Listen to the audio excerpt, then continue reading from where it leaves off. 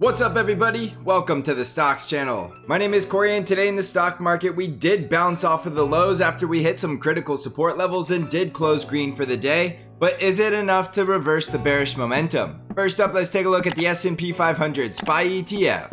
So let's crack open this chart and see what's going on in the stock market today. Alright, so today in SPY we closed up 0.58% higher, and intraday we were extremely oversold, trading way below the lower Bollinger Band and trading all the way down there at that strong support level at 420. So when you're getting way too overextended and way too oversold and you have a gap to fill to the upside, you are usually going to fill that gap. And then once that gap was filled, the buying pressure continued and we closed all the way back above 428. So if you look at the volume, that was some very decent volume and it was a successful bounce off support. But don't get too excited because usually when you get too oversold, you will get these dead cat bounces that do take you up for very impulsive rallies. And that's why you need to have a plan no matter where the price action goes from here. If you're just blindly shorting this market and you're getting to support levels like 420 and you're still holding your short positions, you're just getting greedy and you will get slaughtered. So if you're shorting this market, don't forget to lock profits at support. And if you're a bull, make sure you're buying at support and selling at resistance. Whether you took a short trade below 428 and covered at 420 or bought at 420 and sold at resistance at 428, you still made money.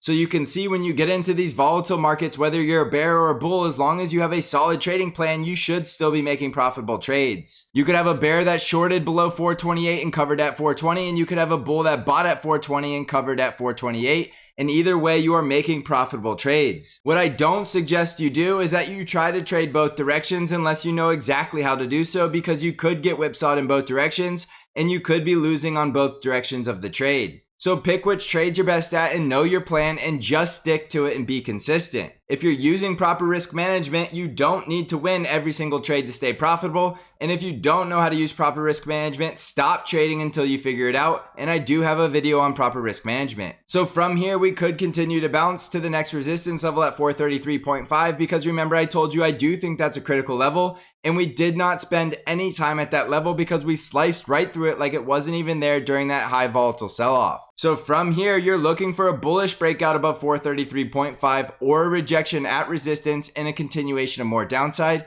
And remember, we do have a valid bear market scenario if we do take out the lows. So if at any point we see price action getting rejected from any of these resistance levels and coming down here and slicing through the lows, that is going to lead to the bear market scenario that will lead to capitulation and a massive wave of selling as everybody is getting liquidated and their stop losses are being triggered below that support level. So make sure you are watching the price action at these critical resistance levels, and above 428 you're looking for 433.5, 438 and the 50 EMA right around 443, and we will start looking like a bullish breakout if we can get back over the 50 EMA and the 20 simple moving average, which right now means SPY needs to start breaking above 446. That's a long ways away, so don't expect it to happen until we get confirmation in the price action.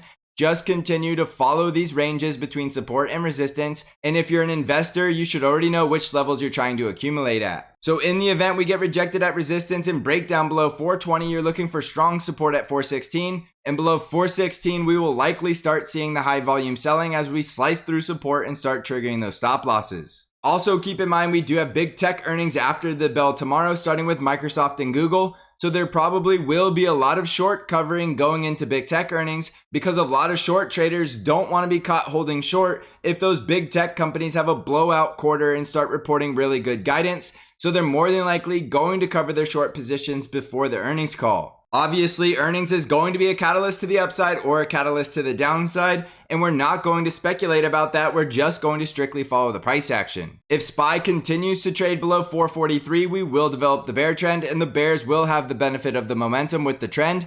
So the bulls really need to start breaking out in the very near future to prevent the bear trend from developing. So the sooner SPY can get back over 443 to 444, the more bullish it has a chance of becoming. Otherwise, the bears will continue to take over. We'll be looking for a lower high and then another lower low, and the bear market should continue on through May if we do break down below those lows. On the Nasdaq 100 triple Qs, we were up 1.28% today, and the triple Qs also did have a very nice volume day. We had very high volume for a green day, but keep in mind a lot of that is most likely short covering. A lot of shorts are going to cover going into big tech earnings, so it is possible we continue to rally higher going into earnings, which means we should see the triple Qs testing that resistance level right around 334 and possibly all the way up here to 341.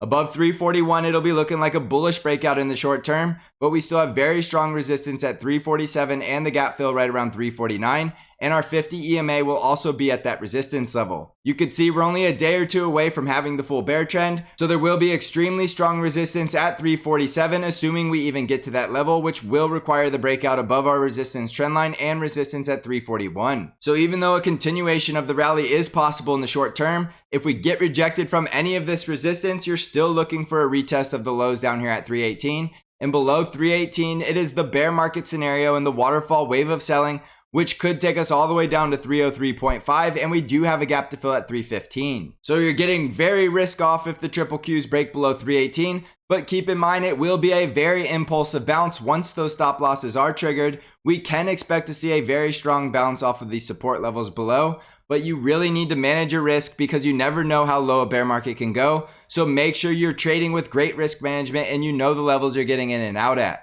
If the triple Qs start closing above 347, we'll get a lot more bullish, and the big tech earnings could be the catalyst that the bulls need to get that bullish breakout. So we will have a very exciting and very volatile week ahead, with a lot of the big tech earnings going all the way out through the close on Thursday. In the Dow Jones, we were up 0.68% today, and the Dow Jones was also getting extremely oversold intraday, way below the lower Bollinger Band, and we did get that strong bounce off of that support level at 333 and came all the way back up to the resistance at 340. So if you look at this closely, what we saw was a breakdown through support, a bounce off of the support level below, and now a retest of that support level as resistance. So a rejection of the price action at this level will be extremely bearish. Remember, we have the confirmed double top with a price target down here at 326. So if we get rejected at 340, you're looking for support to break at 333 and then a very quick trip to the price target at 326.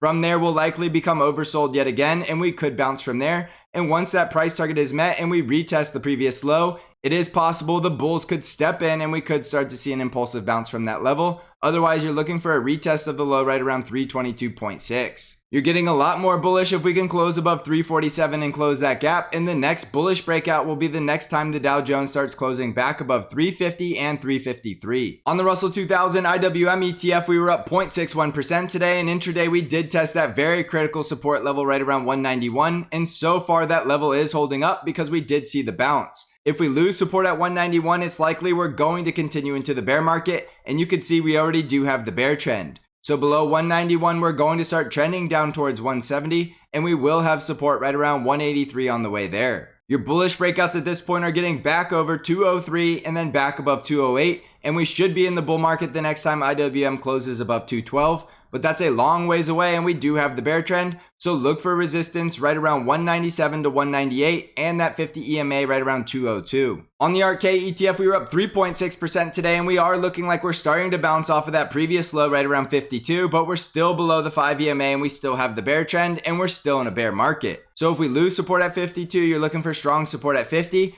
But if we break below $50, we are more than likely going to start continuing into the bear trend all the way down to $40. The bullish breakouts at this point will be back above 62 and then closing the gap at 66, but we're not going to be bullish on this ETF until it can start closing above 71. So in the short term, we could bounce all the way up to about 62, then we could find resistance and continue to trend lower. So you will want to look at that as a very strong resistance level right around $61 to $62. On the VIX, we were down 4.22% today, and the VIX did start spiking out above 30, but did get crushed back down below 28, and we're closing right around 27. Now intraday, this is a bullish VIX crush, but we still have the elevated VIX trading well above 24 and well above 20. So there's no reason to say that the bear market scenario can be completely thrown out the window because we still have an elevated VIX. If we start seeing the VIX closing below 24, that will be more bullish, but we really won't have the bull market until the VIX starts closing below 20. So continue to watch the VIX and stay cautious while it's above 24, and definitely get cautious if the VIX starts breaking out above 30. On Bitcoin, we're currently up 1.86%, and so far Bitcoin does appear to be holding above this support level at 39,000,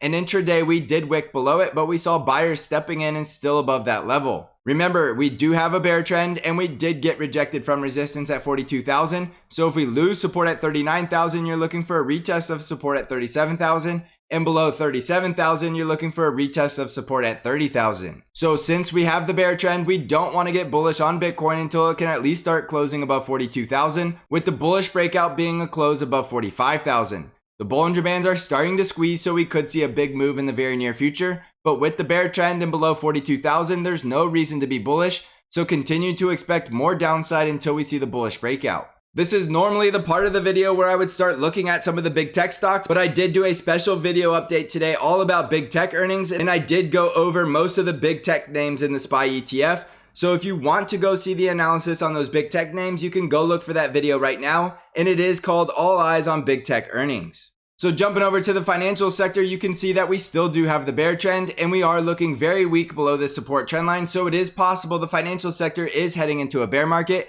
because we do have weak price action and we do have a bear trend. To reverse the bear trend, we'll need to see the financial sector breaking back over the 50 EMA. On the industrial sector, we were flat on the day, going absolutely nowhere, and we're only one day away from having the bear trend. So the industrials need to start closing back over the 50 EMA for any hopes of reversing the bear trend. The healthcare sector was up 0.67% today, but the second day in a row closing below the 50 EMA, and we are looking like we're rolling over and going through a correction, losing the bull trend with weak and bearish price action, which does mean the healthcare sector could be rolling over and going through a deeper correction. The energy sector was down 3.31% today and has a huge gap down in a very volatile day, and at one point it was trading all the way down here at $71, which is going to be a support zone. So from here, we're finally seeing the energy sector rolling over and going through a correction, which does mean there is a lot of money in the energy sector that could be getting ready to rotate to other sectors or other areas of the market. So watch this closely because this is bearish price action and we did lose the bull trend,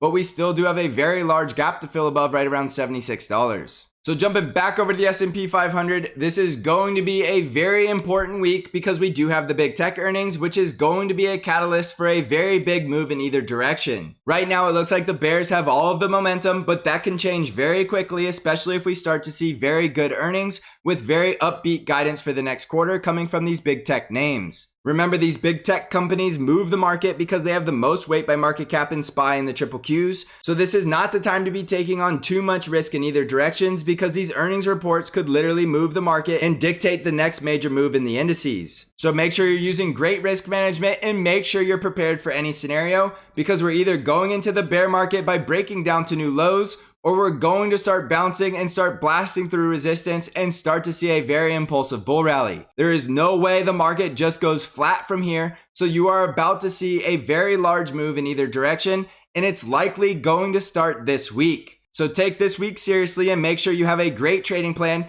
And remember what I said in the beginning, whether you're taking short trades or long trades, you should be doing well in this market because we have very high volatility and we are reaching support and resistance levels, so you should be able to trade going in either direction. Also, don't forget that I do have Bank Trade Alerts, which is an algorithm-driven trade alert service that only trades the ETF TQQQ and sends all of your buy and sell alerts directly via email and text message. Even if we do go into a bear market from here, you can see that in 2008, Bank Trade Alerts beat the market and had a very positive year. If you're looking for more information about Bank Trade Alerts or want to subscribe, you can find out all of the information by clicking on the link in the description below. I also have the Stocks Channel Discord where I'm doing intraday updates and analysis and bringing new trade ideas to you weekly. If you're interested in joining the Stocks Channel Discord server, you can find out how to join by clicking on the link below. So thanks for watching, everybody. I hope you're crushing this market. And as always, I will see you in the next episode.